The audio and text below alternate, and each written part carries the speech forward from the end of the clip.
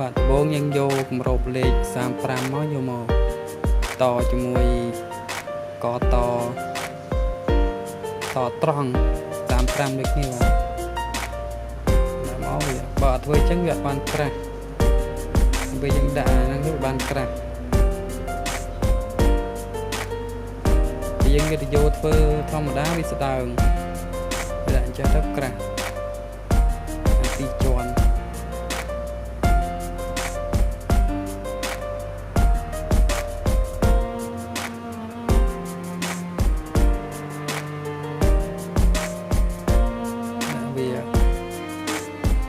4មកប្រវែងហើយ4ទឹកនោះ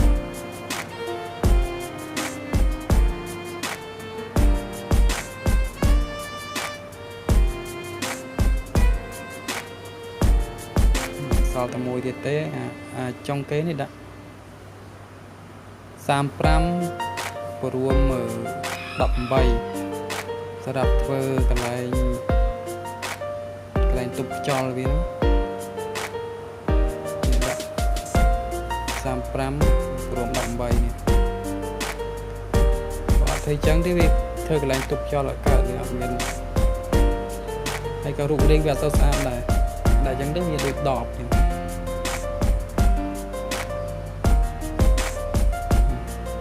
ហើយបងណា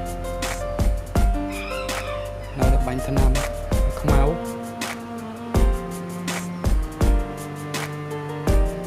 ក្រាស់ទៀតបាទចឹងក្រាស់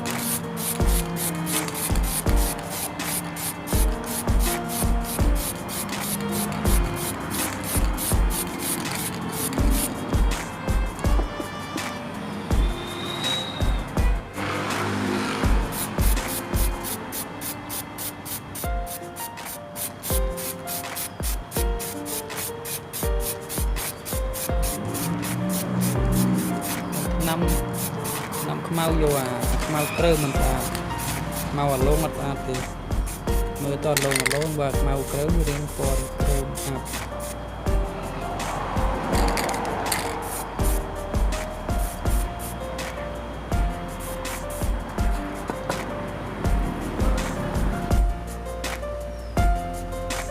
នេះហើយស្ងួតរឿងហើយ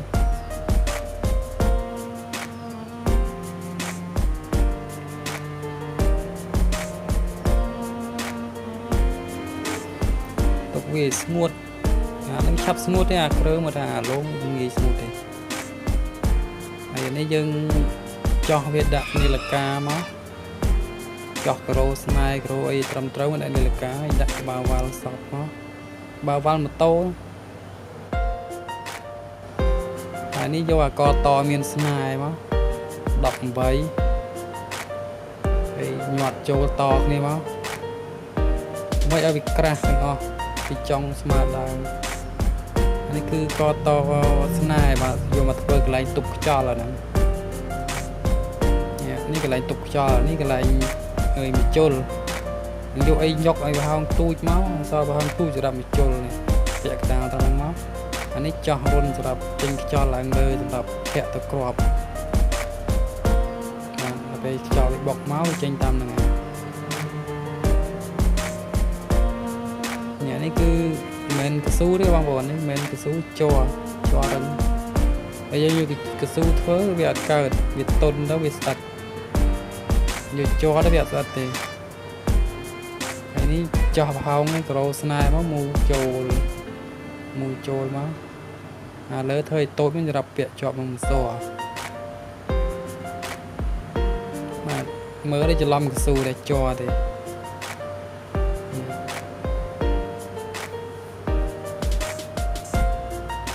ឈឹងដល់ពេលអញញួរវាបុកមកនេះបុកមកហើបខ្យល់វាចូលតាមហ្នឹងវាចេញតកន្លែងយើងចោះប្រហោងមិញលើមិញហ្នឹងបិទបើកហើយដល់ពេលយើងមូចូលទៅមកសវារុញលួនវាហើយមិនឲ្យមិនសឲ្យរឹងបន្តិចមិនបើកដល់ពេលអញញួរវាបុកអញ្ចឹងទៅអានឹងវាស្តក់មកឃើញប្រហោងទូចហ្នឹងខ្យល់ចេញទៅក្រៅអត់រួចទេប្រហោងវាល្មមមកដៃជុលវាហ្នឹងហើយដល់ពេលវាចេញតាមលើ ហើយអានេះវិញគឺយើងយកដែកមកដាក់ទៅតឹងមកចោះទំនួសដាក់ទៅតឹងសម្រាប់ដាក់ម្សៅកុំឲ្យវាជ្រុះចូលក្នុងម្សៅចូលក្នុងអត់កើតទេវាទៅក្នុងនេះដាក់ដែកចេះមកហើយដាក់ហ្នឹងដាក់មុនដាក់ក្បាលតហ្នឹងដាក់ក្រោយខ្លាចខ្យល់វាចេញរួចចឹងដាក់មុនហើយយើងដាក់ក្បាលតក្រោយហើយយើងដាក់កន្លែងទុកខ្យល់ញ៉ាំកន្លែងទុកខ្យល់វាហើយមានស្គុតទឹកស្គុតអីរុំត្រឹមត្រូវមកឲ្យចេញខ្យល់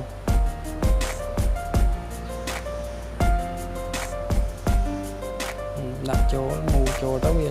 សវាបុកអាដុំមកខ្មៅហ្នឹងឲ្យទប់ខ្យល់ជាប់ហ្នឹងសបុកមកណាវាសកត់ទៅវាមកវិញសកត់ទៅវាមកវិញមកបិទខ្លួនវាហើយមូវាតឹងមកងាលកាហ្នឹងដាក់បាន3500 psi តែកំពុងខ្យល់ហើយសពបានតែ5-600 psi ខ្លាចផ្ទុះបើសិនជាធ្វើជាកំពុងដែកបងប្អូនយកមេរៀនទៅធ្វើជាកំពុងដែកធ្វើជាកំពុងដែកសពបាន2500 ទៅ 3500គឺកម្លាំងចលខ្លាំងនេះកន្លែងរុនខ្យល់វាចោះមិញប្រវែងប្រហែលជា2អាម4ទឹកបើយើងយកធ្វើជាកំពុងដែកវិញខ្លាំងនេះគ្រាន់តែជាមេរៀនទេបងប្អូនមិនមែនជារបស់មែនទេនេះយកតមានស្នេហ៍មួយទៀតញូដាក់ជាប់មកញូដែរនេះហើយគឺញូវាយខ្យល់ហ្នឹងហើយចាក់កាវចិត្តមកឲ្យមូចូលវាមូវាត្រូវគ្នា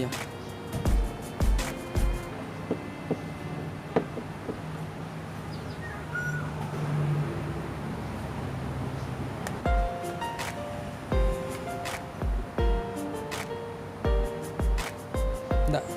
ក់រុនខ្យល់ហ្នឹងឲ្យឡើងលើស្មើនឹងញួរហ្នឹងមកស្មើនឹងស្នាប់ដែរកុំឲ្យវាវាចឲ្យត្រង់មក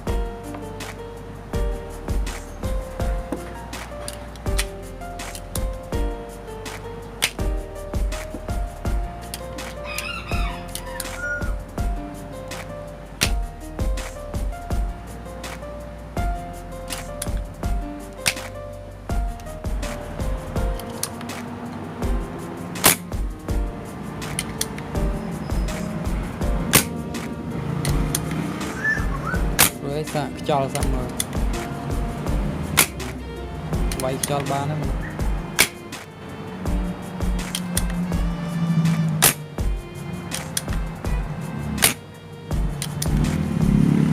បើសិនជាកន្លែងទុកខ្យល់ឡើងម្សៅវាទុនអញយកវាយតែម្ដងជាងខ្យល់អស់ហើយតែទៅម្សៅឲ្យរឹងមើលវាយឲ្យវាលោតទៅវិញរឹងហើយលោតទៅវិញអញ្ចឹងខ្យល់វាអត់អស់ទេវាយមួយចេញមួយវាយពីរចេញពីរខ្យល់